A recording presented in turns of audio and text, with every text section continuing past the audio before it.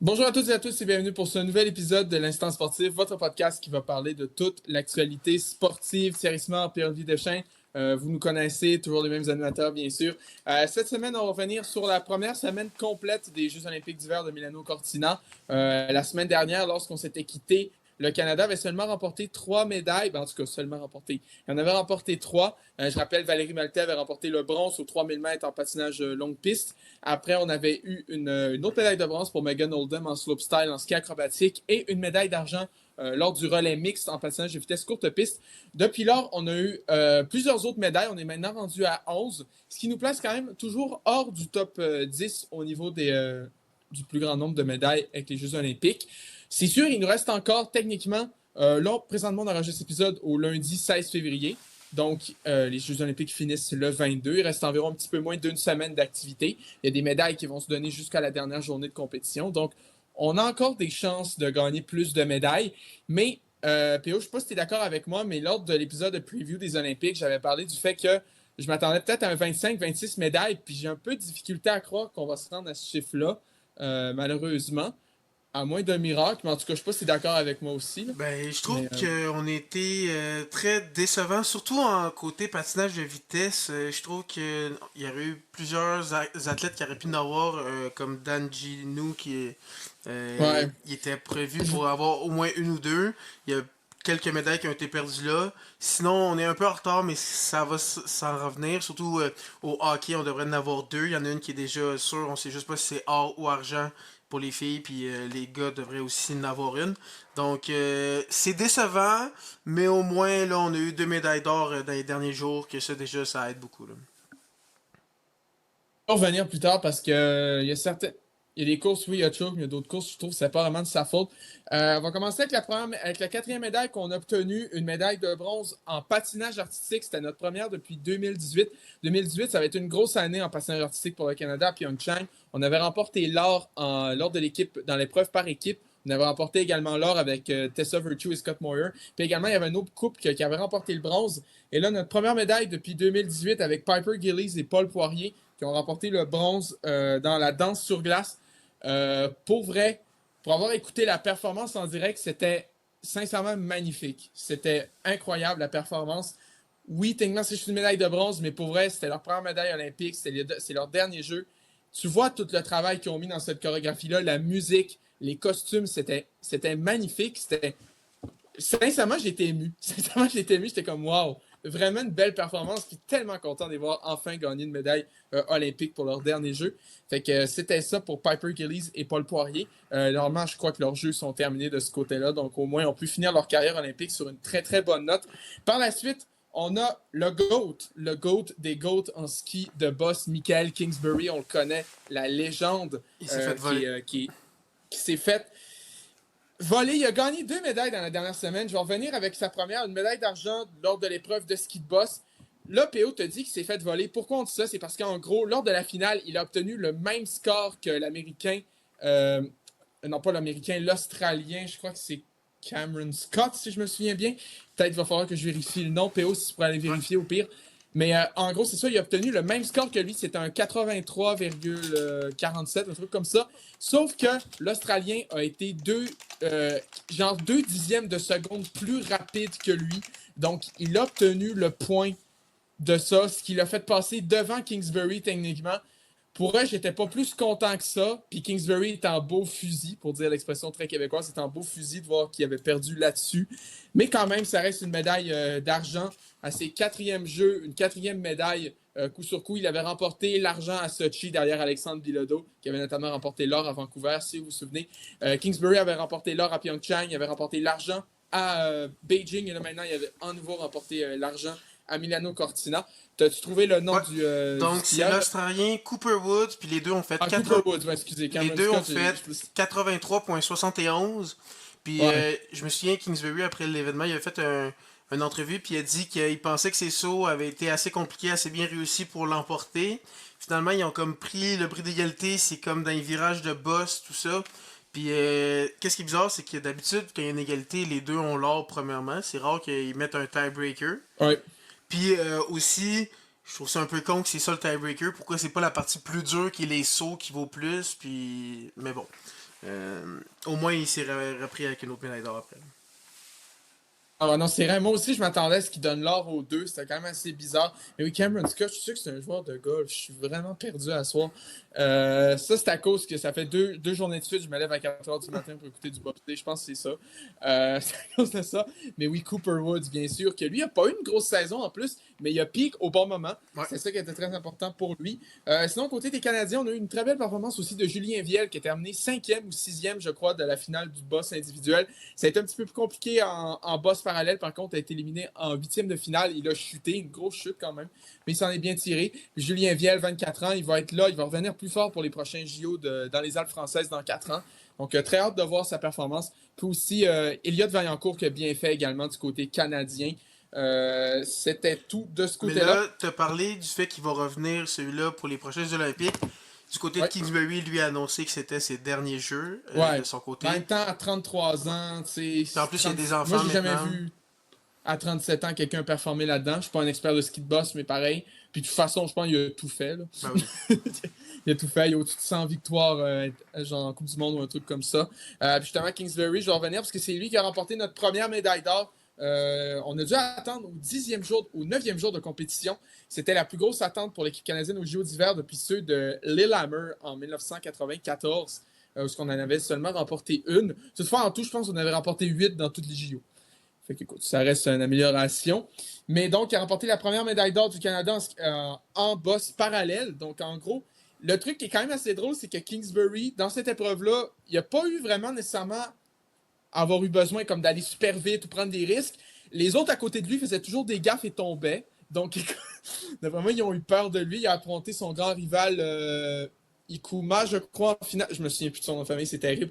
Le japonais. Puis lui, tu l'as vu, il a fait des erreurs, il avait perdu le contrôle, il a skippé le dernier saut, il est passé direct comme ça.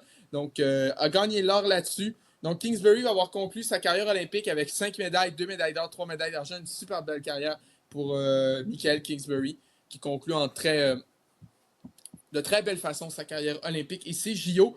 Du côté féminin en ski de boss, Maya Schwinghammer, la jeune de 24 ans, a quand même très très bien fait. Elle a fini 5e à l'épreuve des boss individuels. C'est quand même un très très bon score. Au niveau des boss parallèles, ça a été un petit peu plus compliqué, mais pareil, elle était là pour prendre de l'expérience et j'ai très hâte de voir dans 4 ans où est-ce qu'elle va être rendue. Peut-être une successeur aux sœurs du Four-la-Pointe, à exception qu'elle n'a pas de sœur. Mais au moins, en tout cas, ça reste une bonne différence. Mais toutefois, ça reste quand même des très bonnes performances pour la jeune de 24 ans, Maya Schwinghammer. Sinon, au début, j'avais parlé d'une autre grosse espoir de médaille d'or, c'est le Québécois Elliott Grondin en snowboard cross.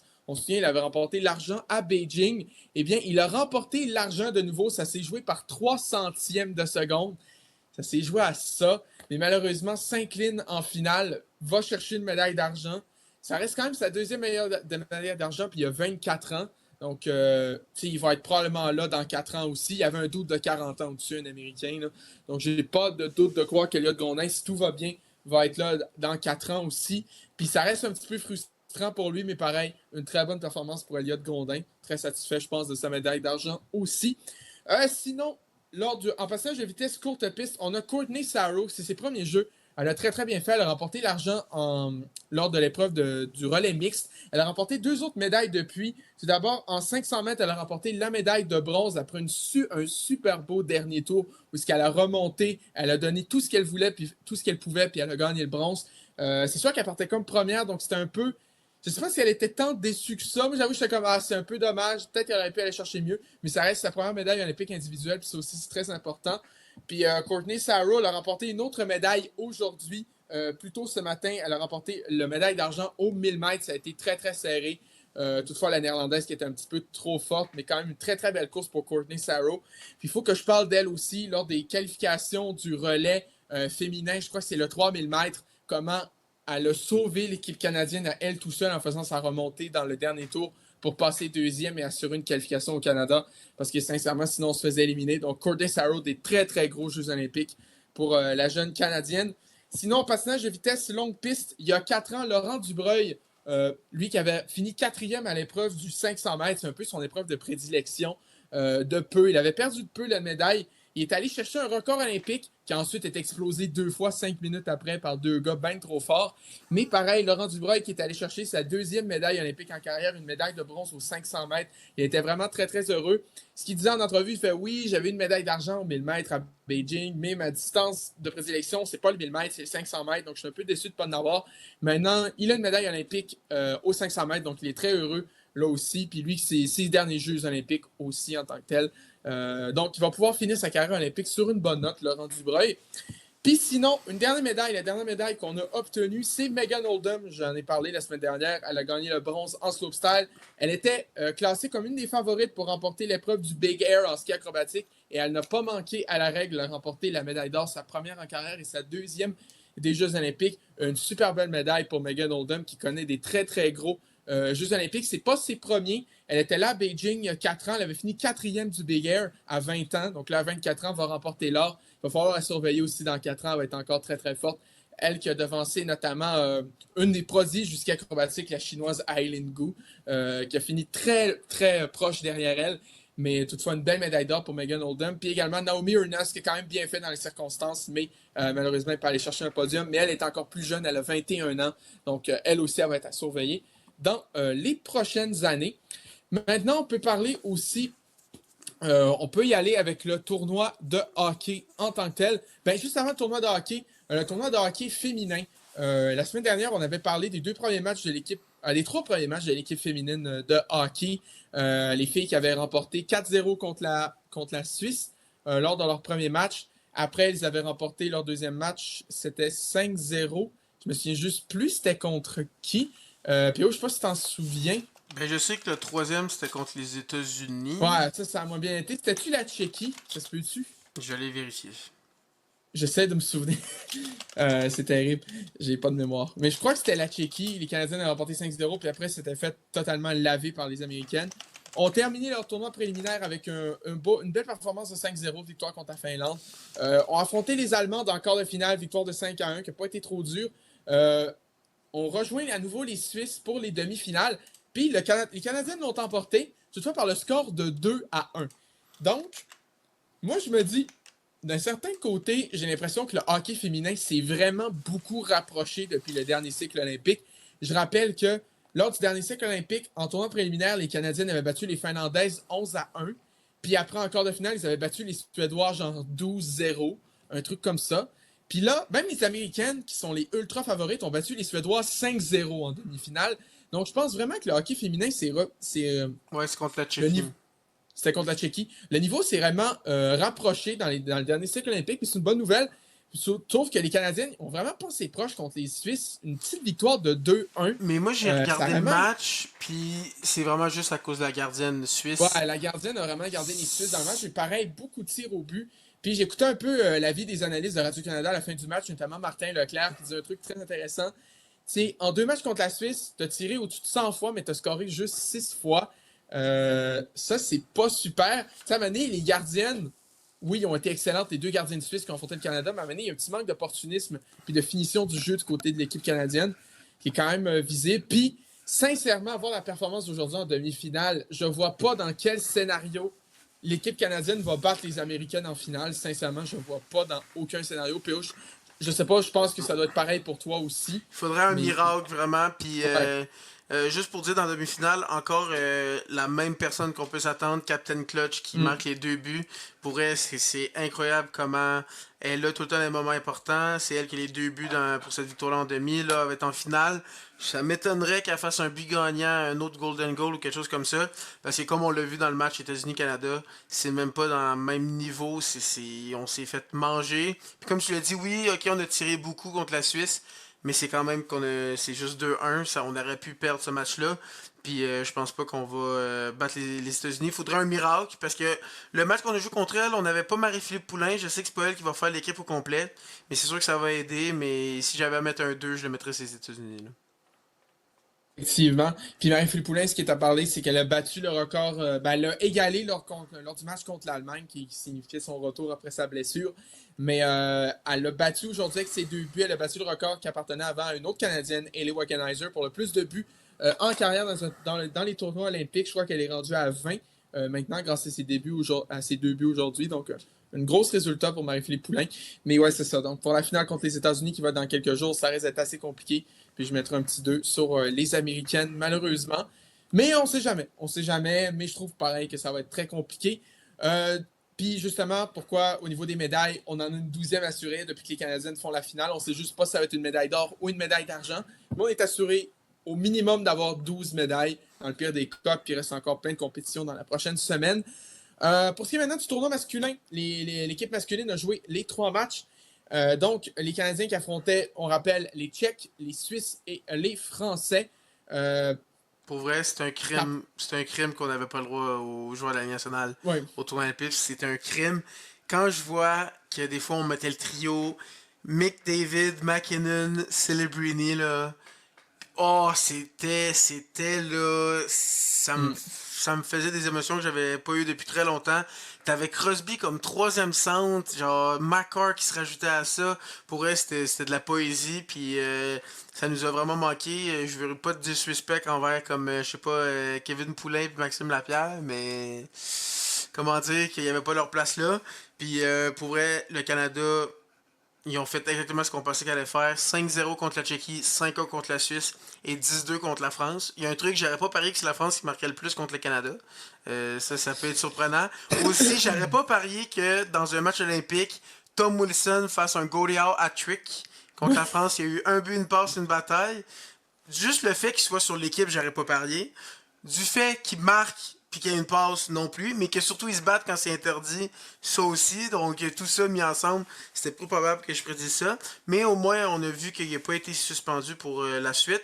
Mais le joueur français, la fédération française l'a suspendu parce qu'ils ont trouvé qu'il n'y a pas eu un bon comportement sur la glace et hors de la glace. Donc là-dessus, il y a déjà ça. Donc vraiment, le Canada, je sais pas pour toi, mais moi, j'ai vraiment rien à dire. Ils ont été quasiment parfaits dans leur tour préliminaire. Oui, effectivement, des très bonnes performances. Puis pour revenir sur le joueur français, Pierre Quinon aussi, c'est une sélection qui avait quand même fait débat du côté des Français parce que plus tôt cette saison, dans la ligue où ce qu'il joue, il avait reçu une suspension de 7 matchs pour avoir genre fessé pas à mort, là, je vais exagérer, mais il a vraiment fessé beaucoup sur un gardien puis il l'a comme blessé. Donc c'était déjà un peu une dinguerie, si je peux utiliser l'expression. Il y a beaucoup de Français qui se posent la question pourquoi lui, il était pas très d'accord. Puis là, justement, là, c'est la Fédération française de hockey sur glace qui l'a suspendu pour le reste des JO. De toute façon, les Français, on va se le dire, ben franchement, Il normalement, leur il reste leur un match. reste un gros max, un gros max 2 matchs dans le tournoi. Mais ça va être, je pense, ça va être un pareil. À moins d'une méchante Puis, surprise. Puis justement, au niveau des groupes, le Canada qui a fini premier de son groupe sans aucune surprise devant la Suisse qui a fini ouais. deuxième. Ça, c'était déjà un petit peu plus surprenant. Mais pour vrai, j'étais Et vraiment déçu de la Tchéquie. Pour vrai, ils m'ont pas ouais, impressionné du tout du tournoi. Pasternak, ben, les matchs que j'ai regardés étaient pas tant là. Je pensais il aurait pu avoir quelque chose de mieux là, du côté de la Tchéquie.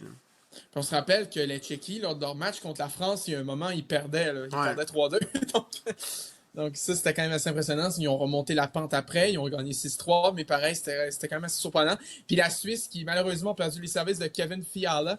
Je me souviens bien de PO. Dans le pool, c'est-tu toi qui avais Kevin Fiala ou c'est Non. quelqu'un d'autre? Les années Ah, d'avant, ok. je l'avais parce que j'étais un très grand fan de lui, mais là, j'avais compris que quand t'es fan, ça veut pas dire que le gars, c'est le meilleur. Puis, c'est pas juste une perte pour la Suisse, c'est une perte pour les Kings, puisque sa saison est Oui. terminée au complet. Eux qui venaient d'aller chercher Panarin pour les aider un peu offensivement, les perdent Fiala. C'est sûr que ça va pas faire du bien, surtout que sur le powerplay déjà là sont pas très bons, puis à 5 contre 5, c'est pas eux qui marquent le plus de buts. Donc je sais pas, peut-être qu'ils vont aller chercher quelqu'un d'autre, parce que là ça leur fait de l'argent sur la masse. J'ai dit ça comme ça vraiment aléatoire, mais un gars qui peut aider sur le powerplay, qui aurait juste une année de contrat, des gars comme Patrick Laine. Je sais que Patrick Laine est complètement mauvais, mais ça pourrait être une équipe qui va chercher des joueurs comme ça, des spécialistes qui ont juste un an de contrat parce que là maintenant ils ont de la masse, ils ont de la place à la masse, puis Powerplay est vraiment mauvais, donc ça pourrait être une équipe à surveiller. Mais ouais, la Suisse qui perd un gros nom, donc pour les rondes des médailles, ça va être plus compliqué de se rendre plus loin. Mais ils pourraient peut-être faire de quoi, surtout que leur premier tour ils jouent contre l'Italie, donc là ça devrait être le faire, mais après ça ils affrontent probablement la Finlande, donc ça va être plus compliqué. Mais quand même une belle surprise de la Suisse soit deuxième dans le groupe. Là. Parler de la Finlande. La Finlande, Moi, c'est le groupe B. Sincèrement, j'ai pas compris ce Moi non plus, groupe-là. vraiment pas. Ça commence. La Slovaquie, c'est sûr que Laval a une excellente performance, un excellent match, mais la Slovaquie, puis surtout Juraj Slavkovski, qui carry cette équipe-là, qui bat les Finlandais 4-1 Ouais. lors du premier match. Après, vont battre l'Italie 3-2, puis perdre contre la Suède 5-3. Mais les Suédois ont eux-mêmes perdu contre les Finlandais. Ça, j'ai comme pas compris. Puis les Suédois qui ont eu de la difficulté contre Ouais. l'Italie. La déception de ce groupe-là, c'est vraiment la Suède, genre, Vraiment et sincèrement. de loin. Là. Puis en plus, je comprends pas trop leur mouvement. Comme il y a un match, ils ont pas fait jouer OEL du match, ils ont fait jouer juste une minute Ouais. Forsberg, mais Pontus Holmberg jouait beaucoup de minutes. Là, après ça, j'ai vu qu'en ce moment, qu'est-ce qu'on voit sur l'alignement, ce serait Bratt qui serait le joueur extra, le 13e attaquant. Donc, je comprends pas trop ce qu'ils font. Ils avaient perdu Léo Carlson avant le tournoi. C'était un peu vraiment très décevant de leur côté. J'ai même vu du monde qui les avait prédits au début du tournoi. Ça aurait pu être une surprise qui surprenne le Canada ou les États-Unis. Là, ils terminent troisième de leur groupe. Ils passent pas directement en quart de finale. Puis s'ils se rendent en quart de finale, ils vont affronter les États-Unis. Donc, on va voir une surprise dès la quart de finale. Parce que soit les États-Unis ou la Suède ne sera pas dans les médailles. Demi. Donc, une très grosse surprise de ce côté-là. Mais pour le prochain match, il devrait être correct parce que même en terminant troisième, ils affrontent quand même juste la Lettonie. Normalement, ils devraient l'emporter, mais ils ont eu de la misère contre l'Italie. Ils ont perdu contre la Finlande, donc on sait jamais qu'est-ce qui pourrait arriver. Mais selon moi, ils devraient être corrects. Puis c'est ça que ça va donner un match très intéressant, comme j'ai dit, en quart de finale, États-Unis, Suède, ça pourrait être... les États-Unis pourraient se faire sortir plus tôt qu'on pense. Là. Puis ouais, c'est ça. En gros, aussi, ce qui fait partie du fait qu'on comprend pas ce groupe-là, c'est que, là, par exemple, la Slovaquie, qui ont battu les Finlandais 4-1, ont seulement gagné 3-2 contre l'Italie. Puis après, la Finlande, qu'on rappelle, a perdu contre la Slovaquie, ont battu les Italiens 11-0. Fait que, tu Ouais. sais, c'est comme... Mais aussi, l'Italie, il faut parler d'eux, qui ont quand même été... Ça a été une surprise positive, Ouais, l'Italie, je ouais. trouve. Ils ont gagné aucun match. Mais pareil, surtout les performances... Damien Clara a été excellent, là. Excellent gardien de but, pour vrai. Sincèrement, les Ducks, s'il se met à jouer en Amérique du Nord, il pourrait être très, très prometteur dans les prochaines années. Sinon, il y a un autre joueur Actually, que j'ai aimé du côté de l'Italie, c'est Bradley. Il m'a oui, vraiment surpris de leur côté. Donc ces deux-là vraiment ont été vraiment très très forts. Puis ça a été le fun parce que voir des 11-0 tout le temps, c'est pas le fun non ben, plus. Donc des matchs plus serrés, même qu'à un moment donné, je prenais pour l'Italie, j'étais genre, hey, causer la surprise, ça pourrait être fou à voir. Mais finalement, les équipes qui devaient gagner l'ont emporté. Donc ouais. ouais, pour vrai, s'il y a un groupe qui me surprend, c'est vraiment ce groupe-là.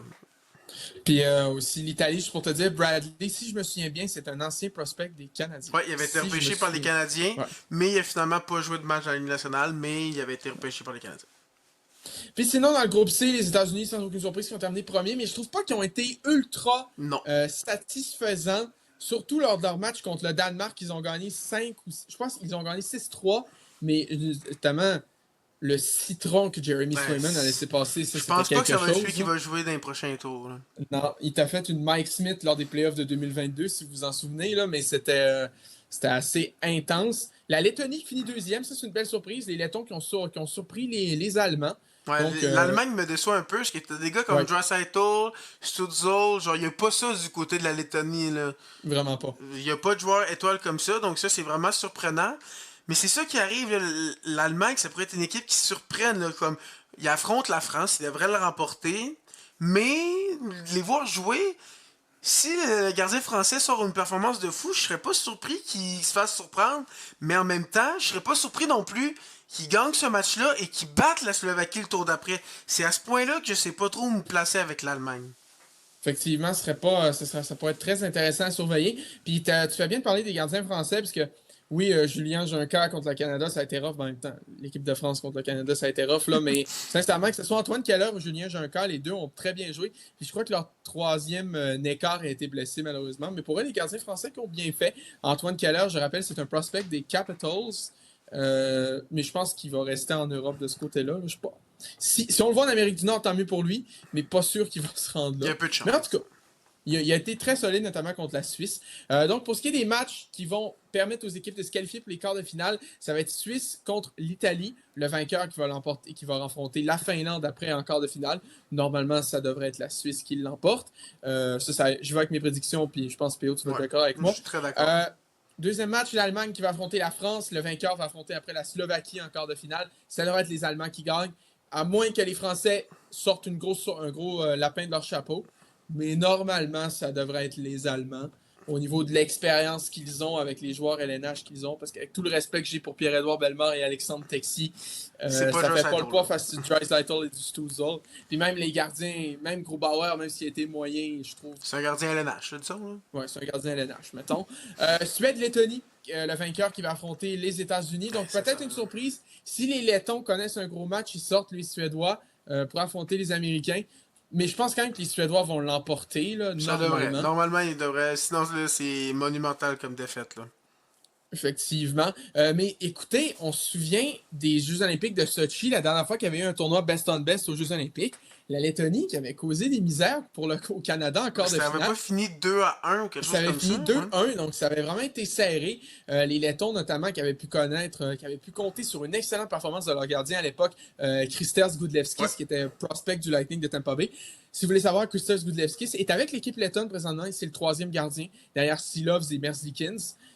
Donc lui, il est là pour l'expérience. Moi, je trouvais que Je sais pas il a quel âge, mais s'il a joué en 2014, il doit pas être jeune. bah, il doit être début trentaine, je pense, quelque chose Ok, comme ça veut ça. dire Ou qu'il en était tout cas, vraiment peut-être jeune quand il a joué en ou 2014. mi-trentaine, mi-trentaine. Il doit être de ce côté-là. Je peux regarder rapidement comme ça. Mais, est-ce que je me souviens, il était pas ultra vieux non plus. 33 ans. Bon, ok, ça va. Pour eux, c'est Fait moins que pire que je pensais. il avait 21, mais il était vraiment prospect du Lightning à cette époque-là. Après, il a pas vraiment pan-out dans la LNH. Donc, Mais si je me il est allé trompe jouer en Ligue pas, il a américaine puis joué en comme Europe après. 3 matchs de Ligue nationale avec le Lightning. Ouais. Puis il avait joué un peu en série en 2014, la série de premier tour contre Montréal, là, le Lightning, si vous vous en souvenez. Puis finalement, la Tchéquie qui va affronter le Danemark et les vainqueurs vont affronter le Canada après encore de finale. Donc, tu sais, pareil, même si le Canada a fini dominant, il pourrait s'avancer quand même avec la Tchéquie qui est sur papier un gros pays encore de finale. C'est pas Ouais, ultra faible. comparé à la Slovaquie qui va affronter l'Allemagne, probablement, j'aimerais mieux affronter l'Allemagne rendue là. Ou Ouais. sinon la Finlande qui affronte la Suisse. Ouais, je sais pas, la Suisse ou la Tchéquie. La Tchéquie m'a vraiment très déçu, mais elle pourrait causer une surprise, mais ça m'étonnerait contre le Ouais. Canada. Et si j'avais à dire mes prédictions, ce serait Suisse-Finlande, pour ça je vois la Finlande l'emporter. Allemagne-Slovaquie, je vois la Slovaquie l'emporter. Suède-États-Unis, je verrais les États-Unis et le Canada battre la Tchéquie. Je suis pas très comment dire, je prends pas de risque, je prends toutes les meilleurs Ouais. seeds de l'emporter. Mais après ça, ça voudrait dire que ce serait Canada, Finlande, puis États-Unis, Slovaquie. Encore là, je pense que les seeds numéro un l'emporteraient. Mais après Oui. ça, là, ça serait Slovaquie, Finlande pour la Pour médaille le de bronze. bronze. Ouais. Puis, on le sait, au dernier Les Slovaques ont jeu, battu les Finlandais. les Slovaques ont perdu les Finlandais. Et au dernier jeu, les Slovaques avaient aussi gagné la médaille de bronze. Donc là, si ça arrive Oui. encore puis qu'ils remportent la médaille de bronze, à part s'il donne à McDavid, parce qu'il connaît un tournoi fou, Slavkovski, je serais pas surpris qu'il soit une deuxième fois MVP s'il réussit à amener la Slovaquie à gagner une médaille de bronze. Mais ça va dépendre de McDavid, parce que jusqu'à maintenant, il est à 1 point par période. Donc, il joue quand même assez bien. Mais ça pourrait, la Slovaquie pourrait actually avoir une médaille. S'il joue comme le premier match qu'ils ont joué contre la Finlande, là, je serais pas surpris qu'il fasse le coup encore. Là. Là, en plus, le truc qui serait cool, si la Slovaquie gagne une médaille, il n'y aurait pas une espèce de petit astérisque à Ouais. côté de style oui, mais en 2022, c'était pas un best on best. Là. Je rappelle, les trois gardiens du Canada, c'était pas, en 2022, c'était Devin Levi, qui n'avait pas joué à LNH encore, Eddie Pasquale et Matt Tompkins. Donc, puis je rappelle aussi Jordan Will sur le power play avec Eric Stahl. Donc, écoute, c'était pas une équipe Ben, canadienne. ça marche. Là. Il était powerplay dans la Ligue nationale aussi avec le Canadien. Là. Sans commentaire. Puis David Desharnais aussi, qui était avec l'équipe canadienne en Hey. 2022. Même là, je préférais elle de 2018. J'ai revu le line-up. Juste niveau gardien de but, c'est mieux. Ouais. Donc, 2018, si vous vous souvenez, c'est Ben Scrivens, Kevin Poulin. Kevin Poulin puis Justin Peters. Ouais. C'était trois gardiens qui ont joué quand même LNH. Pasquale a joué 3 matchs. L'hiver, il marche pas. On l'a vu maintenant parce qu'il y a de la difficulté. Puis Tompkins, c'est un gardien de Ligue américaine au gros match. Je dis pas que les trois. Scrivens a quand même eu une carrière correcte à LNH. Peters est un backup.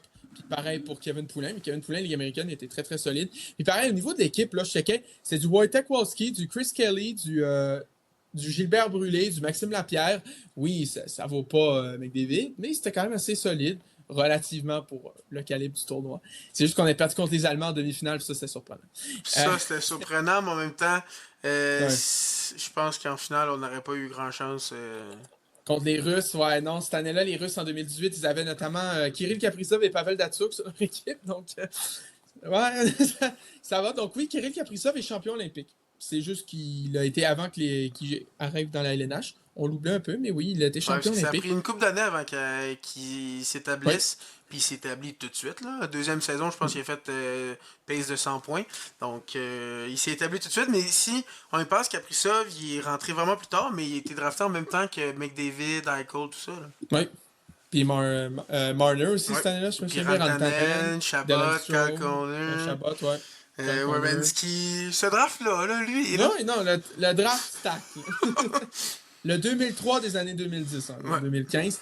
Fait que hâte d'avoir ça, le tournoi olympique masculin qui va se terminer le 22, donc lors de la journée des cérémonies de clôture des Jeux olympiques. Donc très hâte de voir ça. Go Canada. Moi j'ai une question pour toi. T'aimerais-tu Oui. mieux que les États-Unis perdent contre la Suède puis ils n'ont pas de médaille ou qu'on les batte 4-0 en finale, comme? Ben, moi, hey, c'est rare. Je déteste tellement l'équipe américaine, surtout les deux, Les deux frères? les deux frères, oui. Euh, c'est que moi, sincèrement, c'est juste qu'après, si on affronte comme un pays moins gros en finale, C'est moins le fun. ça ferait une finale plus facile. Mais en même temps, tu sais, moi, sincèrement, puis tu vas peut-être être d'accord avec moi, un de mes top moments sportifs de ma vie que j'ai vécu, c'est la finale des 4 nations l'année passée. Comment c'était épique. Puis c'était joué en prolongation. C'est ça qu'on aimerait voir, un match Canada-États-Unis en best-on-best au hockey, que ça se finisse en prolongation. Donc j'aimerais vivre ça. Mais en même temps, je suis pas sûr que mon cœur le tolérerait. Donc, sincèrement, qu'on n'aille juste pas affronter les Américains puis qu'ils perdent plus rapidement, moi je trouve que ça serait. Ben, moi je serais très content de voir ça aussi. Parce Là. que Je rirais bien d'eux. Là, genre, on se sincèrement, je serais- souvient Ah, beaucoup plus de 2010 que de oui, 2014, la finale, par exemple. effectivement. Mais 2014 aussi, c'était une. Ben, les Canadiens qui avaient affronté les Américains, mais en demi-finale, un match qui s'était soldé 1-0. Ça avait été Ben, serré. ce tournoi-là, Mais côté but, il n'y en avait pas beaucoup. Hein. non, mais encore une chose, que le Canada avait un mur devant le Ouais. filet. Carey On se Price, rappelle Carey Price, puis devant lui, il y ouais, avait Weber, Doughty, Prime. Duncan Il n'y Keith. allait pas avoir grand but qui se marque contre le Canada, disons. Là. Effectivement, non. On rappelle que Carey Price, son tournoi olympique en 2014, il avait une moyenne de buts alloués qui était en dessous de 1. Ben, il a accordé Donc, 3 buts dans tout le tournoi, dont un contre la Lettonie. ouais, c'est ça. Puis il n'en a pas accordé en demi-finale puis en finale contre les États-Unis puis la Suède. Donc, très gros, très gros tournoi pour Carey Price en 2014. Donc, très hâte de voir ça. Je sais pas, mais j'aime les Américains m'énervent tellement, surtout les frères Kachuk, que j'aimerais vraiment qu'ils perdent tôt dans le tournoi. Ça serait très drôle, puis je rirais beaucoup d'eux. Puis sur Twitter, les gens pourraient s'en donner à cœur joie aussi. Donc, Puis aussi, ça changerait toute la suite des matchs parce qu'après, en demi-finale, il y a un reseeding. Donc là, la Suède serait beaucoup plus bas que les États-Unis. Donc là, peut-être que c'est nous qui affronterait même la Suède, je pense, si on est premier, puis eux sont plus bas s'il n'y a pas d'autres upsets. Donc ça pourrait changer vraiment beaucoup. Que là, la finale pourrait être quoi? Slovaquie-Canada? Genre, ça c'est pourrait être bizarre. fou, là. Slavkovski qui marque un tour de chapeau pour nous éliminer, je sais pas trop. Ça C'est pas serait... sûr. Ben, Non, non. non, non. Mais en tout cas, très hâte de voir ça. On se fait des petits scénarios. On va revenir la semaine dernière lorsqu'on va faire un bilan de ces Jeux olympiques-là. On va passer rapidement à nos autres disciplines parce que, écoutez, c'est les Jeux olympiques, il y a beaucoup de trucs à dire. Je vais revenir sur le patinage artistique. J'ai parlé tantôt de Piper Gillies et Paul Poirier, mais il faut parler des autres surprises qu'il y a eu dans cette discipline-là qui a été incroyable. Notamment, il faut qu'on parle du programme individuel masculin. Tout d'abord, l'excellente performance du jeune Canadien de 21 ans, Steven Gogolev. J'en avais parlé la semaine dernière lorsqu'il avait fait des très belles performances lors du programme par équipe. Là, il a terminé 5e du programme individuel, puis il était comme à 1,5 points de faire le podium. Puis pourtant, il avait débuté le programme libre en 10e place. Qu'est-ce qui s'est passé? Ça a été je vais reprendre des mots d'Alain Goldberg, Alain Goldberg, qui est l'analyste en patinage artistique à Radio-Canada, qui est avec René Potier. J'adore ce duo de commentateurs, d'ailleurs. Ils sont là depuis très, très longtemps, beaucoup d'expérience, ils me font beaucoup rire. Puis comme disait Alain Goldberg, c'est la Bérésina, c'est quoi ce truc? Il a littéralement dit ça. Il tombait tout le temps. Tout le monde tombait en finale, le top 5. Tout d'abord, le japonais, il y avait le français Adam Siawinfa aussi qui est tombé. Les deux japonais, Sato et Lo, malheureusement, lui que j'adore beaucoup, là, qui est super beau à voir sur les patins, qui était tombé quelques fois. Puis là, t'as comme le favori Ilya Malinin, l'américain, t'es comme lui, il tombera pas. Il tombe 2, 3 fois, il rate ses manœuvres, ses axels ou ses saltos. Je suis pas un spécialiste de patinage artistique, ça paraît, je pense. Mais en tout cas, il rate ses manœuvres, il fait pas assez de tours dans les airs, il tombe à 2 reprises lors de son programme et termine 8e. J'étais comme, what? Comment c'est possible? J'écoutais en direct, puis j'étais comme, mais qu'est-ce qui se passe? Comment ça se peut que tout le monde tombe à ce moment-là en finale? Ils ont vraiment tout craqué sous la pression, c'est vraiment ça. Ils ont craqué sous la pression. Mais le. Ça a donné une belle médaille surprise au Kazakhstan. Shaidorov, qui est devenu champion olympique en passage artistique, devant les deux Japonais. Puis Gogolev, comme je l'ai dit, a fini 5e à 1,5 points du podium. Mais qu'est-ce Donc, qui me il y avait surprend, c'est que tu dis que tout le monde a tombé, mais ça c'était la première partie de la finale, parce que l'autre partie de la finale, je l'ai regardé, puis là, plus personne tombait, donc c'est ça qui est vraiment plus étrange, je trouve. Ben non, c'était vraiment les favoris. Tous les favoris ont tombé, ont raté leur programme, ce qui a fait que Gogolev, qui avait commencé 10e, a fini 5e. Donc, il a vraiment très, très bien fait. Puis Malinine, qui a tellement raté sa performance, a terminé 8e. Même derrière Adam Siaoimfa, qui avait pourtant eu un programme désastreux. Là. Je me souviens, je l'avais écouté en direct, c'est quand même quelque chose. Puis sinon, on a eu aussi l'épreuve des couples. Également, on avait deux duos canadiens, le duo de Trent Michaud et Lia Pereira, si je me souviens bien. Et aussi, j'avais parlé la semaine dernière, ou il y a 2 semaines, que Steana Delato Dudek ne pouvait pas participer à cause de blessure à la tête. Elle a finalement pu se rendre avec son partenaire Maxime Deschamps. Toutefois, de grosses erreurs lors du programme court. On avait raté une manœuvre, si je me souviens bien, puis surtout le pire, Maxime Deschamps qui tient Steana dans les airs et l'échappe. Elle tombe par terre. Ça, j'étais comme, oh non, c'est fini. Puis effectivement, ça s'est vu, ils ont terminé, je crois, 10e ou un truc comme. Ils ont terminé 14e du programme court, puis après, ils ont remonté un peu lors du programme long aujourd'hui, Mais mais mal était c'était fait. trop loin. C'était déjà fait. Puis, de l'autre côté, tu avais Lia Pereira et Trent Michaud qui avaient terminé 3e du programme court. J'étais comme, OK, c'est peut-être un espoir de médaille. Malheureusement, ça a été catastrophique aussi. Ben, catastrophique, c'est un peu harsh, mais il y a eu 2 chutes. Ça a été assez rough aussi de leur côté lors de leur programme libre. Donc, malheureusement, doivent se contenter d'une 8e place. C'est le duo japonais qui l'a remporté. Cette compétition-là, j'avoue, après les avoir vus tomber, j'ai pas réécouté le reste. J'avais trop mal. Mais à voir que les Allemands ultra favoris ont terminé 3e, d'après moi, il y a eu un petit choke du côté des Allemands aussi. Donc, peut-être que regardez la performance. Donc, mais c'est les Japonais qui ont remporté devant les Géorgiens et les Allemands après qui ont terminé 3e.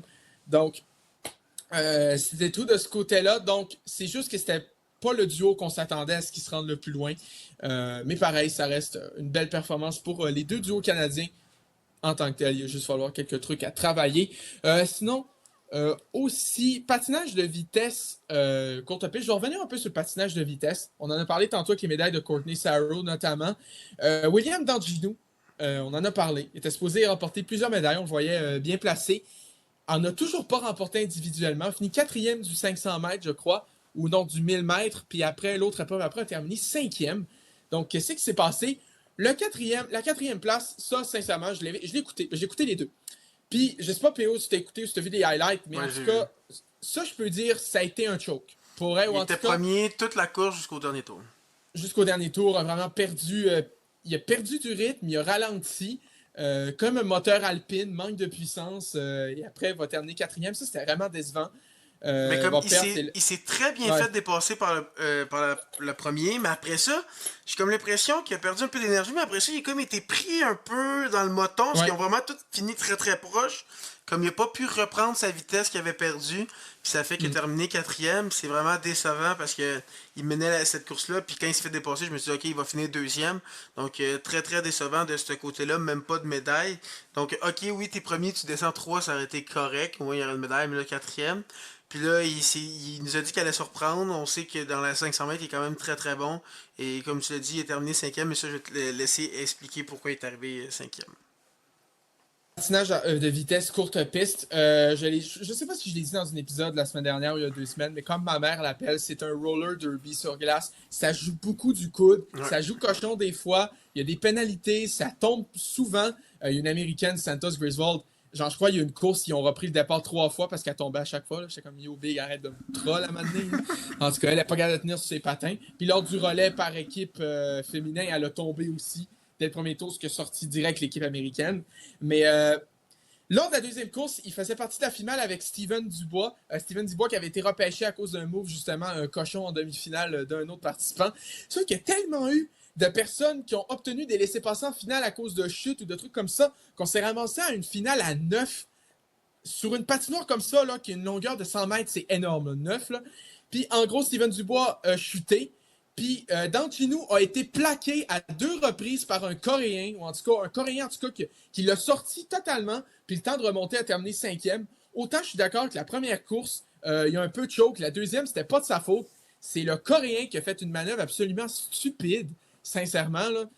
Désolé, là, je veux pas être insultant avec lui, là, reste un bon patineur, mais vraiment, ça a été des manœuvres stupides, puis il a même pas été pénalisé. Je comprenais pas. J'étais sans voix après avoir vu ça.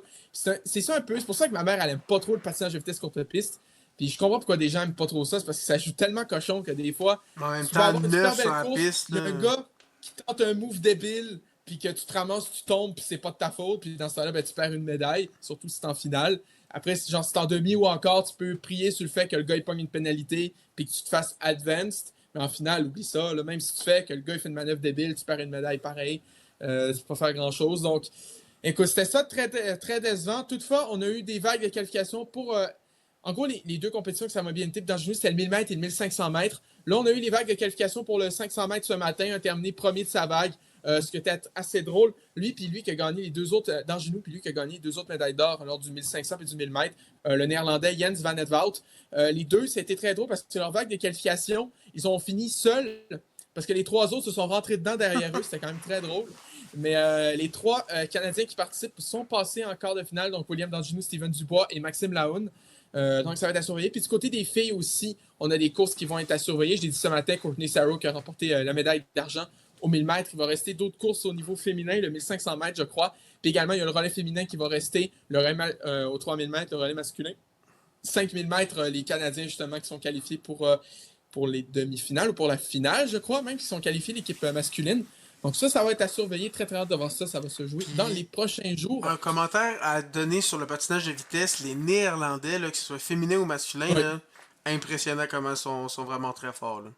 Sont très, très forts. Puis justement, la semaine dernière, j'avais parlé d'un Canadien en patinage de vitesse longue piste, c'était Diane Bloman. Son nom fait pas très canadien, puis c'est normal, parce que jusqu'à Sochi, il a représenté les Pays-Bas.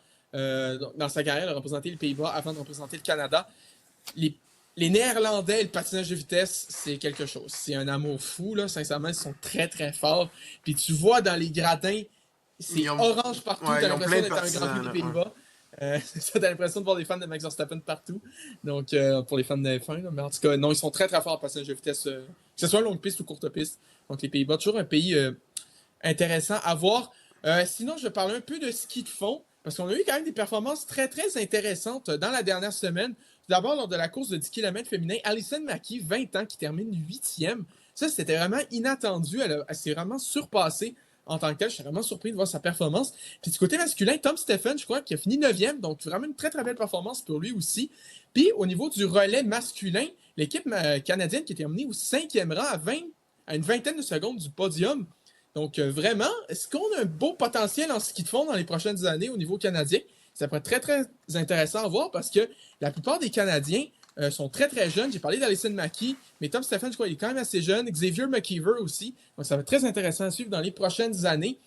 Sinon, au niveau des sports de glisse, mes sports chouchous, la luge, le bobsleigh, le skeleton, mes sports préférés.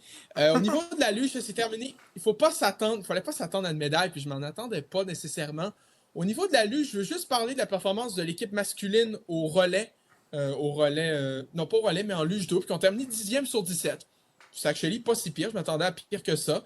Au niveau féminin, les filles qui ont terminé 10, mais sur 11. Donc, en tout cas. Mais ils ont fini pas dernière, c'est déjà ça. Au niveau du skeleton, ça a été un petit peu plus compliqué. Niveau masculin, Josip Bruchik, qui a commencé en 2023. En gros, il a commencé il y a très peu longtemps. A terminé 24e et bon dernier. Ça a été très rough sa première journée de compétition. Là, ce que je me souviens, c'était... J'ai vu ça, puis j'étais comme... OK. Rendu là, tu pourrais t'inscrire. Il y a un petit manque d'expérience, mais comme ils l'ont dit, encore big up aux 2 commentateurs Radio-Canada, Kevin Breton et Niels Olivetto, mes 2 chouchous, là. Mais ils l'ont dit, il a commencé en 2023, puis pour la petite histoire, ils l'ont raconté. Comment il a découvert le skeleton, il s'est présenté à un camp de recrutement à Edmonton, et c'est le seul qui s'est présenté. Donc, bon, déjà, ça me dit 2 choses. Premièrement, les techniques de recrutement de Bobsleigh Canada Skeleton n'est pas incroyable. Et deuxièmement, je vais peut-être poser ma candidature pour les prochains JO. Tu pourrais être un Olympien rendu là. Le gars, il a 23 ans. Il a commencé genre à 22, 21 ans. J'ai 20 ans. Écoute, Ça se pourrait. Je pourrais m'essayer. Tu Mais serais un toutefois, Olympien? ouais, sauf qu'il y a un truc qu'il faut que je note, c'est que la plupart des athlètes en skeleton ont un gros background au niveau de l'athlétisme, Ok. ce que je n'ai pas malheureusement. Ben, j'ai Ben, t'es déjà quand fait même en beaucoup. forme, puis tu cours quand même Ouais. des fois, là. Mais j'ai quand même, à part de la course à pied puis du vélo, j'ai pas fait grand-chose, donc Faudrait que tu t'y c'est mettes ça. tout de Mais suite, écoute, là. mais ouais, c'est ça. Faudrait que je me mette tout de suite, puis ça coûte assez cher aussi. Puis du côté féminin, j'avais parlé d'Hailey Clark, qui est un peu, qui a été championne du monde de senior 2024 et championne du monde junior 2025. Donc elle, je la surveillais, mais dès la première run, elle s'est totalement sortie de la contention. Elle était 21e sur 25 à la fin du premier tour. A remonté un peu, mais vraiment sa première run qui l'a totalement qui a ruiné le reste de son parcours, a terminé 19e finalement. Ça reste qu'elle a 21 ans, c'est ses premiers Jeux olympiques. Il y a un gros potentiel pour elle. Donc, elle va être à surveiller. Puis, comme je l'ai dit, elle est très, très jeune. Puis, la médaillée d'or en skeleton féminin, c'est une Autrichienne, Janine Flock. Elle a 37 ans ou 36. Donc, ça prend du temps de former des athlètes de skeleton. Si je me souviens bien, le dernier médaillé en skeleton canadien, c'était John Montgomery à Vancouver. Il avait remporté l'or. Il était au moins dans la mi-trentaine, c'est pas dans la trentaine avancée lorsqu'il avait remporté l'or. Donc, tu sais, tu peux être encore performant tard, pas tard dans ta vie, mais tu sais, genre, dans ta trentaine, même début quarantaine, tu peux quand même encore être performant en skeleton. Donc, elle a encore énormément de potentiel, puis j'ai très hâte de voir dans les 4 prochaines années ce qu'elle va pouvoir nous faire au niveau des prochains Jeux olympiques. Puis aussi, Jane Channel, l'autre Canadienne, qui, elle, c'était ses derniers Jeux, a terminé 18e, je crois. Donc, elle, c'est un petit peu plus compliqué aussi. Puis sinon, on a le bobsleigh qui a commencé. Il y a eu une petite surprise au niveau du monobob féminin. C'était la première épreuve. C'est Elena Rose Taylor, l'américaine de 41 ans, qui a remporté la médaille d'or, qui a profité d'une mauvaise performance de l'Allemande Nolte en finale. C'était quand même assez lors de sa dernière run. Puis il faut parler d'une autre médaille pour l'américaine Kaylee Humphries. Puis si vous connaissez un peu le bobsleigh, vous dites, ouais, elle n'était pas canadienne avant, elle. C'est ça qui est plate un peu, c'est que jusqu'au JO de 2018, elle a représenté le Canada en skeleton. Elle a débuté à Turin en 2006, puis il y a quand même eu des problèmes avec la fédération. En tout cas, elle a eu des gros problèmes avec la fédération puis certains membres, donc elle a décidé de représenter les États-Unis. Puis même à 40 ans, elle va remporter une médaille de bronze, encore très performante. Ça Puis aurait pu être sinon, notre médaille, ça. ça aurait pu être une médaille. Puis au niveau des deux Canadiens, on en avait deux. Cynthia Appia, qui a malheureusement manqué un petit peu de constance, notamment sa troisième run qui a été catastrophique sans être méchant, a réussi à remonter à la 13e place. Puis Melissa Lotos, qui si elle n'avait pas eu une première run très très moyenne, elle aurait pu finir plus haut que 6e, mais quand même 6e, c'est une belle performance pour elle. Malheureusement, avoir le classement, parce qu'en gros, les numéros sur les bobsleigh, c'est les numéros que les équipages sont classés au niveau de la Coupe du Monde.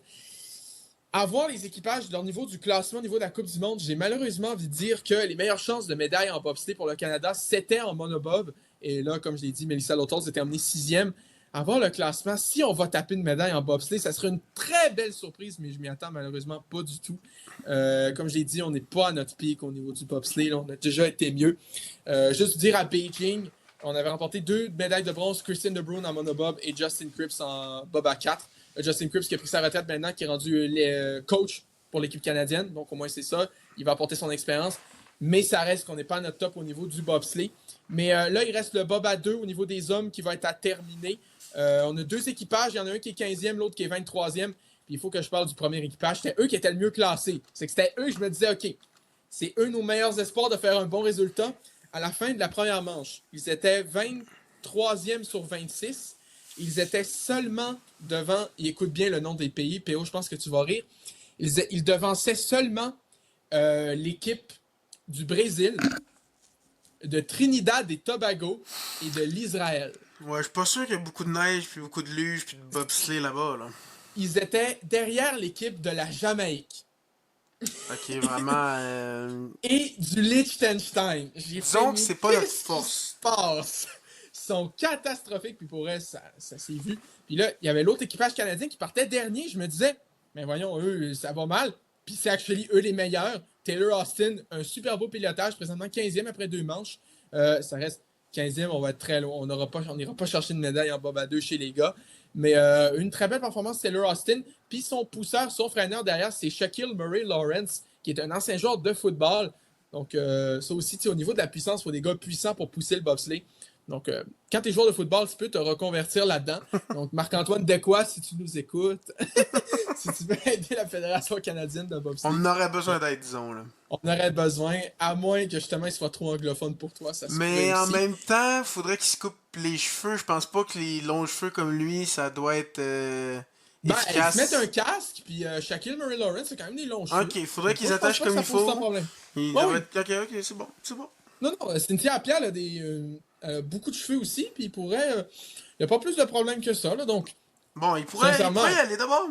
il pourrait s'essayer. Puis, tu sais, il est pas ultra vieux, puis, tu sais, t'as pas besoin de commencer ça ultra jeune Ben, non comme on plus. l'a vu avec l'autre en 2023, là. Ouais, effectivement. En skeleton. Non, mais lui a 23 ans, ça va. Tu sais, il Ah, est ok, quand même ouais. relativement encore jeune.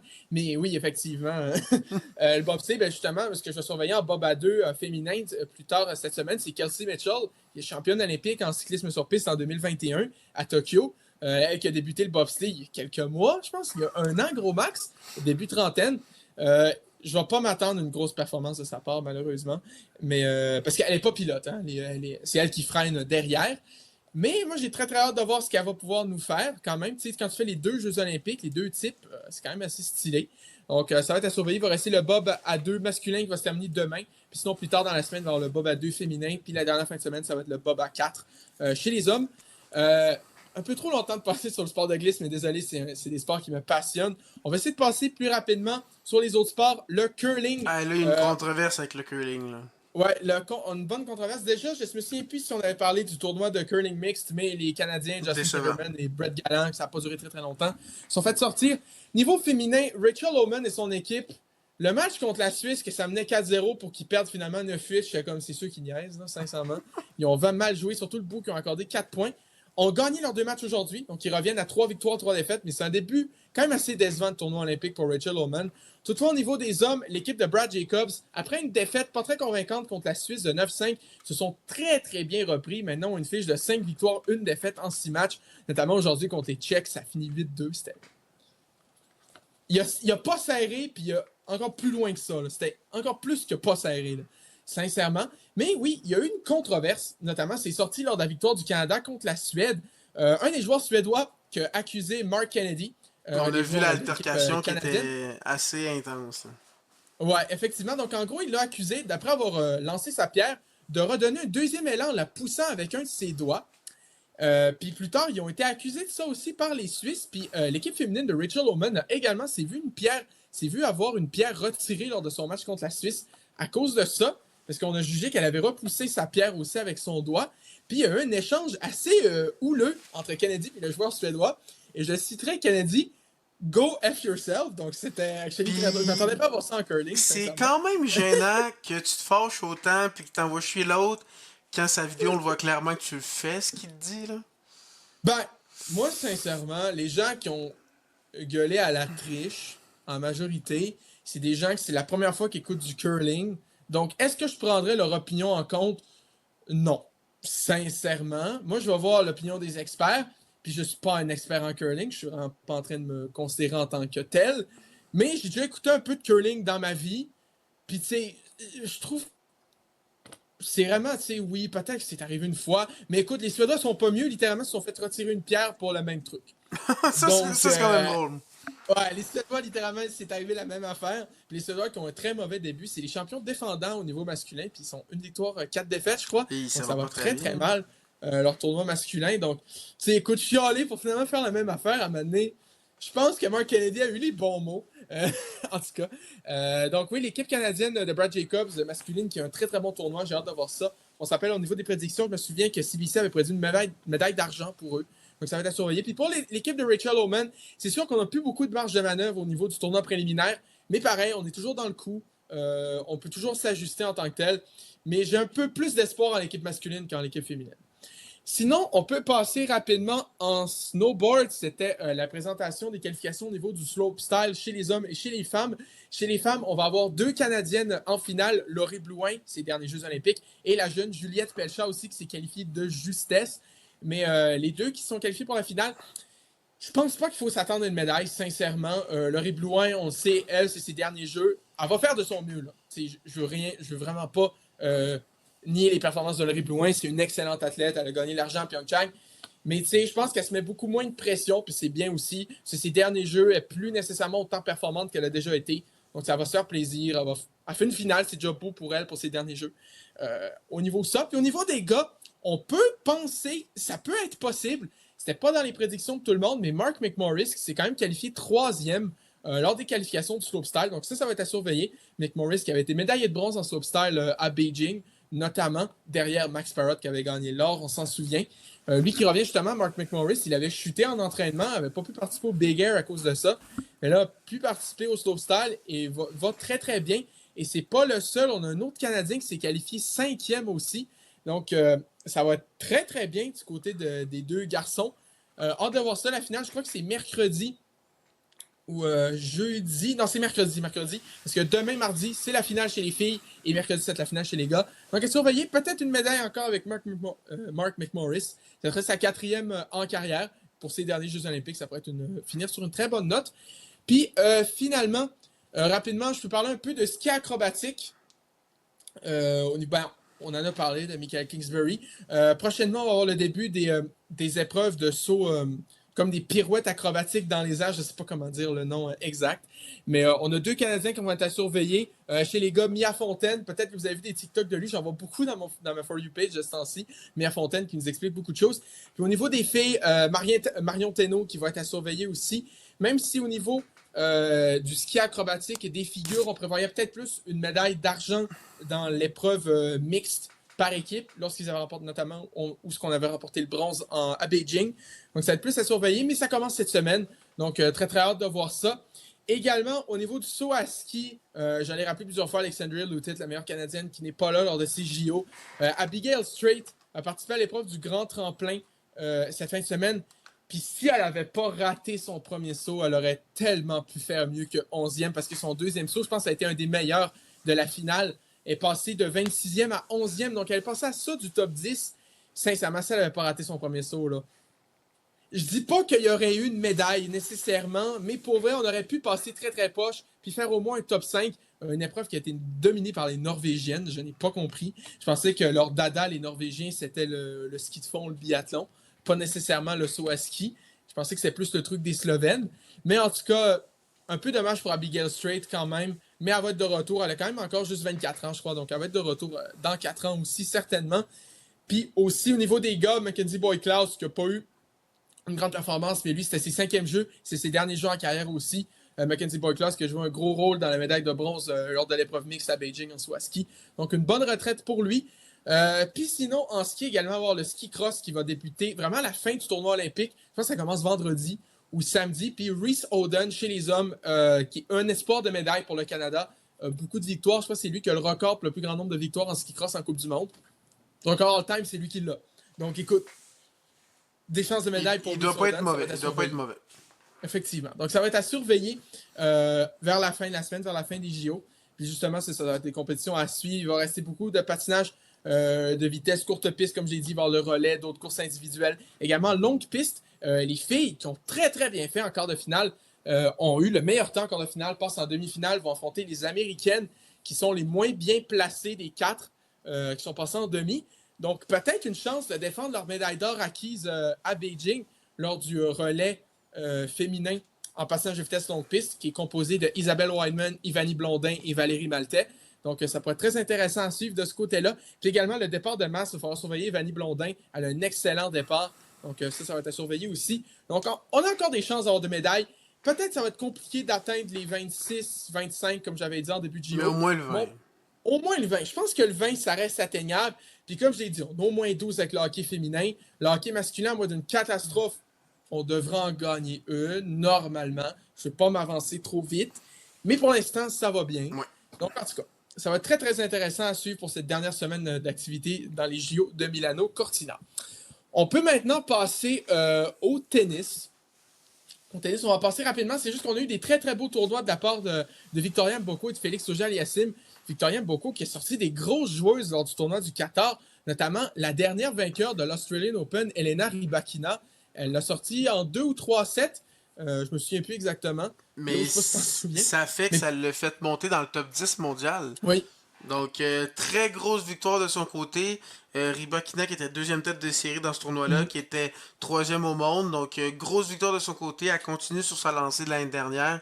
Et pour vrai, elle va avoir une très belle carrière. J'ai hâte de voir où qu'elle peut monter. Et Félix qui continue aussi sur sa saison qui était très bonne l'année dernière, qui s'est rendu quand même loin dans son tournoi. Donc, deux très bons résultats après des tournois pour nos Canadiens au Australian Open qui étaient un peu plus difficiles. Là, ça fait deux bons résultats pour des Canadiens, là.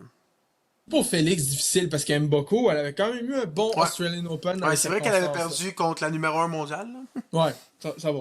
Ça va. Ça va, j'ai déjà vu pire. Puis Ogel Yassim, moi, il venait de gagner un tournoi, je crois, je me souviens plus malheureusement lequel, puis il s'est incliné en finale à Rotterdam. Donc, tu sais, une bonne streak pour Félix Ogel Yassim en tant que tel. Puis Mboko aussi, le truc qui est bon, c'est que l'année dernière, elle n'avait pas eu beaucoup de points sur ces tournois-là de début de saison. Ouais. Donc, elle va pouvoir engranger d'ici l'Omnium Banque Nationale au mois d'août. Ouais, Donc, là, elle va en tout cas, pouvoir en perdre si ça fait pas un bon ouais. résultat, là. Ouais, effectivement, donc ça va être à surveiller pour Victoria Mboko. Puis finalement, dernier gros sujet, on va parler de Formule 1. C'était les premiers essais hivernaux qui avaient lieu du côté de Bahreïn. Pour l'instant, il est vraiment encore trop tôt pour juger des performances. Toutefois, il y a un truc qui a l'air assez sûr et que tout le monde a l'air de bien s'entendre, c'est que Aston Martin, c'est la cata. C'est la catastrophe. Ça va pas. Ça va pas, c'est... Déjà, on le sait, on a manqué on a eu 2 journées au lieu de 3 lors du shakedown à Barcelone, donc ça a été rough. Puis après, on a vu Alonso être frustré dans le garage. Lance Stroll qui dit en entrevue, on est 4 secondes derrière tout le monde. C'était comme 4 secondes. C'est énorme, là. C'est énorme en Formule 1. Là. Déjà que c'est énorme dans beaucoup de sports, mais 4 secondes en Formule 1, là. Déjà qu'on dit que 5 dixièmes sur un tour, c'est énorme, là. 4 secondes, là. 4 secondes, je pense que tu as le temps de faire le tour du monde 2 fois. Là. Niveau, comment dire, que c'est énorme en Formule 1. Donc, Aston Martin, je sais pas ce qui se passe. Alonso, qui voulait finir sa carrière sur une bonne note, je pense que c'est mal parti. C'est vraiment étonnant avec un Newey qui était venu. On pensait que ça allait vraiment mieux aller, mais finalement, c'est hyper décevant de leur côté, là. Effectivement, puis Alonso, on se souvient, il n'avait pas eu une très très belle relation avec Honda lorsqu'il était chez McLaren. Là, Honda, qui est le motoriste d'Aston Martin, il doit avoir une malédiction avec Alonso puis Honda, là, je peux pas croire, Puis sincèrement. ça pourrait être sa dernière saison parce qu'on le sait, il commence plus à être très très jeune. Ça fait plusieurs années qu'il est plus il se bat plus pour des victoires puis il se bat plus pour des championnats. Donc je sais pas. Il n'y a pas eu des super bonnes voitures. Tu sais, 2023, lorsque l'Aston Martin était deuxième meilleure voiture, il tapait des troisième places. Oui, mais je parle qu'il n'y a pas le véhicule pour. Je parle pas que son talent est plus là. Je parle que ça sert à rien pour quelqu'un de 40 quelques années de continuer dans une voiture qui avance pas, là. Ouais, effectivement. Puis ouais, moi, peut-être que lui, il espérait qu'il finisse sur une bonne note avec une voiture capable de jouer plus gros que l'Aston dans les 2 dernières années. Ça a été très Mais là, elle est pas juste pas bonne, elle est affreuse, elle est dégueulasse, ouais, comme on dit, là. C'est encore très tôt. Il y a une session de test de pré-saison. Ouais, mais c'est tôt, mais 4 secondes. C'est pas comme si elle avait dit, ah, on est 0.8 en retard. 4 secondes, là. 4 secondes. Peut-être qu'il exagérait un peu, mais c'est vrai qu'il y a un bon retard. Puis aussi, on a entendu Alonso se plaindre sur le pilotage de ces nouvelles voitures de Formule 1. Là, il disait, on peut pas accélérer en ligne droite. Ouais, il est pas le seul à avoir chialé. 600 mètres, parce que sinon la batterie t'offre pas. C'est que t'es comme... Ça, c'est une critique qu'on a vu beaucoup. Il y en a qui ont commencé à les comparer à les Formule E, à devoir ralentir pour avoir de l'énergie. Il y a Verstappen qui a dit, mais là, comme à Vegas, la longue ligne droite, on pourra jamais la faire au complet, des trucs comme ça. Il y en a qui disent que les voitures sont aussi vite que des GP2, quasiment moins. Il n'y a, a pas grand monde qui sont contents des nouvelles voitures. Moi, je me souviens pas vraiment à l'ancienne réglementation au début comment c'était, mais est-ce que tu te souviens si c'était aussi pire? Est-ce qu'il y avait autant de mauvais commentaires? Est-ce que... c'est sûr que la nouvelle réglementation, la dernière, elle de 2022, elle a fait ça. Il n'y avait pas le changement au niveau du moteur, au niveau de la réglementation. Donc, il y avait ça de moins. Je me souviens pas qu'il y avait une aussi grosse dinguerie, mais sincèrement, j'écoutais pas tant la F1 en 2014. Là. J'ai vraiment commencé plus l'année d'après en 2015, même si j'écoutais des courses de temps en temps. Mais est-ce que j'ai entendu dire en 2014, dans des essais de prestation, les gens se disent mais qu'est-ce que c'est que ce truc? C'est n'importe quoi, ça marche pas. Les voitures étaient tellement plus lentes autour. Je me souviens, juste pour vous dire, statistique extrême. En 2014, lors du Grand Prix d'Espagne, à l'époque, il y avait une écurie de fond de grille qui s'appelait Caterham. Ça a été leur dernière saison à F1 en 2014. Une écurie qui n'a jamais marqué de points. Là, ça faisait partie des 3 nouvelles équipes qui est arrivées en 2010 avec Virgin, qui est devenu Marussia plus tard, Manor et HRT, les 3 équipes qui n'ont jamais marché. Puis Caterham, en gros, en Espagne, en qualification, ils étaient plus lents que leur équipe de GP2 sur un tour. Donc, tu sais, au moins les F1 les plus vite, genre les Mercedes, les Red Bull, les Williams, cette année-là, ils étaient plus rapides que les GP2. Mais là, la Caterham, la F1 était plus rapide que la Caterham en GP2, qui est la Formule 2 maintenant. Donc, tu sais, imagine... c'est comme si, par exemple, je sais pas, moi, on aurait... imagine une académie Audi en Formule 2. Puis là, tu te dis, Bortoleto sur un tour, il a été plus lent que Ralph Boschung. Genre dans sa F2, ça serait un peu n'importe quoi. Mais c'est ça qui est arrivé en 2014. Donc là, il y a beaucoup de pilotes qui critiquent Hamilton qui a dit personne ne veut rien comprendre au règlement, comment ça marche. Ça, c'est une réglementation. En tout cas, ça, c'est une déclaration gentille. Il y a Lando Norris qui a eu une. Là, PO, désolé, je vais critiquer Lando Norris, mais qui a eu une déclaration 100 fois plus maladroite. Il a dit ça va être trop compliqué, les gens, des fois, sont pas très intelligents. En gros, c'est ça. Ouais, non. Sois pas surpris, il a vraiment dit ça. T'as-tu un truc pour défendre Lando là-dessus? C'est le dernier champion du monde. J'ai rien à dire de plus. Mais si on suit en 2014, ça avait aussi amené, à cause du fait que que c'était compliqué la réglementation, quand même une bonne domination pendant plusieurs années de Mercedes. Ouais, effectivement. Que Puis là, Mercedes...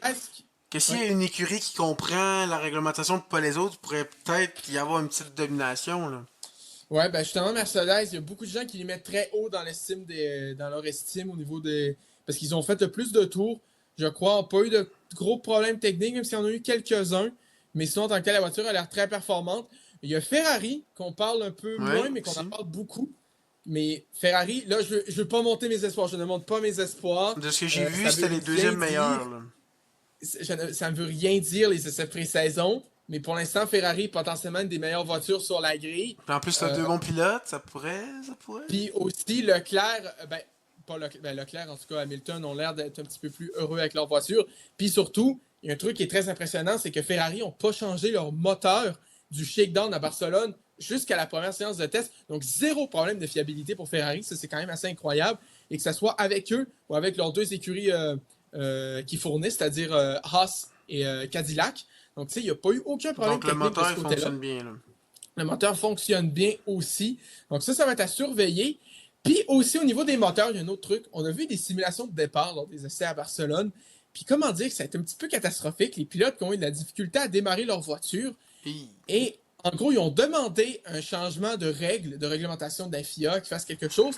Sauf que, il y a plusieurs mois de ça, Frédéric Vasseur, qui est le team principal de Ferrari, avait un peu averti les gens là-dessus. Il était comme, yo, je pense qu'il va y avoir un problème avec ça. Ce serait peut-être un bon truc de corriger ça d'ici l'année prochaine. Les autres écuries l'ont pas écouté. Donc, ce que Vasseur et Ferrari ont fait, ils ont dit, OK, ils nous ont pas écouté, on va adapter notre moteur en conséquence. Puis là, on se rend compte que Ferrari, c'est les seuls qui n'ont pas le problème de départ. Puis là, les autres, notamment McLaren, et désolé, j'aime pas McLaren, je vais leur chialer dessus un peu, eux, après, qui vont pleurer puis qui vont dire qu'il faut changer les règles. À un moment donné, c'est à vous de vous adapter aussi. Ouais, si tu le savais, déjà averti. S'il y a quelqu'un qui a réussi à régler le problème puis vous a averti, ben rendu là, c'est tant pis. Si c'était tout le monde, ok, mais là, s'il y a quelqu'un qui a compris, ben tant pis pour vous. Là. Ouais. C'est ça, puis c'était il y a plusieurs mois. C'est pas comme Vasseur l'a dit il y a 2 semaines. C'est comme s'il y a plusieurs mois, il avait averti. Les gens l'ont pas écouté. Lui, il a fait des changements, les autres pas. J'ai l'impression que tu es en train de donner des petits bouts pour me dire que c'est peut-être votre année. Tu te fais des faux espoirs. Faut pas dire ça. Faut pas dire ça. Oui. Non. Non. Il faut pas se faire trop d'espoir les fans de Ferrari. On est trop habitués à se faire décevoir en permanence. Donc, mais en tout cas, je trouve que c'est un bon début de réglementation en tant que tel. Je parle pour Ferrari. Au niveau des réglementations sportives, ça, j'ai peur un petit peu. Puis beaucoup de gens n'ont pas l'air très, très convaincus de ce côté-là. Puis sinon, pour revenir sur la critique de Max Verstappen qui a comparé ça à des FE sous stéroïdes, Russell et Norris qui ont dit, prends ta retraite, va-t'en. Ah, trop facile! En tout cas, beaucoup de gens dans les commentaires, j'étais d'accord avec eux. Encore désolé pour Lando, mais ça, c'est parce qu'on sait très bien que c'est ce qu'il voudrait. C'est qui le champion du monde? C'est lui. J'entends pas les haters. C'est juste que sincèrement, c'est autant pour revenir sur les critiques que Lando Norris reçoit, les menaces de mort, tout ça, absolument ça, c'est sûr à 100% que c'est pas mérité. Puis les gens qui font ça sont juste totalement comme ça. Mais ça reste que je peux comprendre pourquoi certaines personnes n'aiment pas Lando Norris pour ses déclarations qui C'est sont le souvent go! maladroites. Puis il faut que tu l'avoues, des fois, c'est Non, moi je veux rien déclarations sont entendre, pas... c'est le champion du monde, je veux rien entendre. Ah, ok, c'est bon. Donc, on classe ça sur la F1, la deuxième séance de test qui est cette semaine, qui va se dérouler de mercredi à vendredi, du 18 au 20. Après, on va avoir quelques semaines de. Ben, sincèrement, je crois que. Écoute, je vais regarder mon calendrier à côté ici, parce que j'ai un calendrier pour. Puis, difficile à croire comme ça, mais après les essais pré-saison, on va avoir une semaine rien, puis la semaine d'après, Grand Prix d'Australie. Donc, déjà Grand Prix d'Australie, on va pouvoir, après les tests de pré-saison, parler plus en longueur de qu'est-ce qu'on prévoit pour cette saison 2026, qui est assez rocambolesque. Donc, hâte de voir ça. Puis, sinon, petite dernière nouvelle en F1, ils ont annoncé une prolongation de contrat avec le circuit de Barcelone qui va être en alternance, notamment avec Spa. C'est sûr que c'est toujours mieux de faire en alternance des circuits historiques comme Barcelone et Spa et de mettre 28 Grands Prix aux États-Unis. C'est toujours ça qui est mieux au niveau de la F1 pour le spectacle et des circuits en ville aussi. C'est important. Miami, Pas de le best dépassement. circuit. Miami et Las Vegas, les best circuits. Miami, Et je ne parlerai pas. moi je suis premier degré, best circuit, je m'en fous. Ça parce que c'est la première win de Lando, ça n'a pas rapport. Sans commentaire. Puis, je veux même porter moi pas sur Madrid, mais ouais, c'est ça. Donc, Barcelone qui a prolongé pour quelques années en alternance avec Spa. On sait que Portimao va être là 2 années au Portugal, 2027-2028. Puis, on sait aussi que le Grand Prix des Pays-Bas part du calendrier après 2026 parce que ça coûtait trop cher. Puis, je les comprends. Donc, ça va être à surveiller. La semaine prochaine, on va revenir justement sur ces essais de pré-saison. Puis, un peu plus tard, on va faire notre preview pour la saison 2026 de Formule 1 qui s'annonce quand même assez intéressante au niveau du sport. En tant que tel. Après, est-ce que la réglementation va être réussie? À voir les gens, les réactions des gens, je crois pas. Mais écoute, ça va faire des courses intéressantes. Après ça, si après 3-4 courses, il y a une écurie qui comprend, elle peut remonter. Donc ça peut être une saison vraiment très intéressante. Que ça sera pas, j'espère que ce sera pas genre une domination comme Red Bull il y a quelques années ou les Mercedes pendant plusieurs années. Ça serait le fun, des surprises, des rebondissements. Puis même moi qui n'ai pas un fan de Ferrari, si enfin Ferrari peut vous faire de quoi de compétent, ça pourrait être le fun. Là. Mais Ferrari, l'année passée, on blaguait souvent d'eux avec leur lift and coast qui devait tout le temps ralentir pour économiser les freins puis les pneus. Mais cette année, en temps des pilotes, ça va être ça pour la batterie, toute la course puis pour tout le monde. Donc, ça risque d'être assez pénible. Attendez-vous pas à avoir des F1 qui vont péter des records de tours. Là. Ça va être quelques secondes plus lent au moins. Donc, quand même intéressant à suivre dans les prochaines semaines. Puis sinon, écoutez, je pense que c'est pas mal tout. Ben, il y a juste une dernière chose. Pourquoi j'ai cette casquette-là, c'est que Tyreek Hill, on a appris qu'il a été libéré. Là, on pourrait dire que c'est une grosse nouvelle, mais là, Tyreek Hill commence à être plus vieux. Cette année, il était un peu moins bon. Il a eu sa grosse blessure. Il y a tout ce qui englobe en dehors du terrain de football. La police, les femmes, tout ça, ses enfants, les 10 millions d'enfants qu'il y a. Donc, est-ce que ça va vraiment être un gros nom intéressant? Est-ce qu'il va revenir de sa blessure? Est-ce qu'il va annoncer sa retraite? Est-ce qu'une ancienne équipe comme les Chiefs qui ont besoin de receveurs serait intéressée? Je sais pas. Qu'est-ce qui va arriver? Ça pourrait être un truc intéressant. On va voir qu'est-ce qui va arriver. Il pourrait redevenir élite comme il pourrait prendre sa retraite. Je suis pas surpris des deux côtés. Donc, j'ai hâte de voir qu'est-ce qui va arriver pour Tyreek Hill. Effectivement. C'est toute la petite nouvelle NFL, bien sûr. Le draft, c'est pas tout de suite, malheureusement, pour la saison qui est terminée. On s'appelle avec ce très décevant Super Bowl 60 entre les Pats et les Seahawks. Sinon, écoutez, c'est la fin de l'épisode. J'espère que vous avez apprécié. La semaine prochaine, on va revenir on va faire un petit bilan de ces Jeux olympiques d'hiver de Milano Cortina. Après, on va parler également de la suite des essais de pré-saison de Formule 1. On va revenir dans des nouvelles sportives de d'autres ligues. Tranquillement, le baseball qui va revenir aussi. Ça va être à surveiller. Le basketball, tranquillement, on va se rapprocher. Là, il y a eu le All-Star Game en fin de semaine. Ouais. Au moins, il y a eu ça. Comme pas mal toutes les All-Star Games, c'est pas quelque chose que... Même au hockey, qui est mon sport préféré... Moi, j'aime bien, mais je comprends pourquoi beaucoup de gens aiment pas. Là. Sincèrement, je reprendrais les 4 nations anytime over les matchs des étoiles. Vraiment... Mais c'est ça le truc, c'est que j'ai l'impression les matchs des étoiles, ils pouvaient être bons quand les joueurs se forçaient un minimum. Mais parce que c'est dur de vouloir se forcer puis de risquer de te blesser pour rien. Là. Ouais, surtout pour un événement comme ça, là, si je peux comprendre. Là. Di Pietro, il s'était blessé dans un concours de piloté. Fait qu'écoute, maintenant c'est Di Pietro. Mais Mais ouais, c'est ça. Là, mais moi, j'avais écouté des vieux matchs des étoiles des années 90, puis peut-être que c'est juste que c'était Dominique Hachek, mais sincèrement, j'ai l'impression qu'il se forçait tout le temps. Là. Parce que c'est soit un match des étoiles ou un match de saison régulière de playoff, il se forçait. Mais ouais, Ouais. c'est ça. Donc, en gros, ça passe toujours polémique. Je me souviens plus c'était de quelle ville, de quel côté au niveau de la NBA, mais Je l'année pourrais pas te prochaine, je dire. sais que c'est à Phoenix. Donc, Ah, bizarrement, bien. Phoenix, ça, tu le sais? Ben là, oui, Hey, Anthony. étonnamment.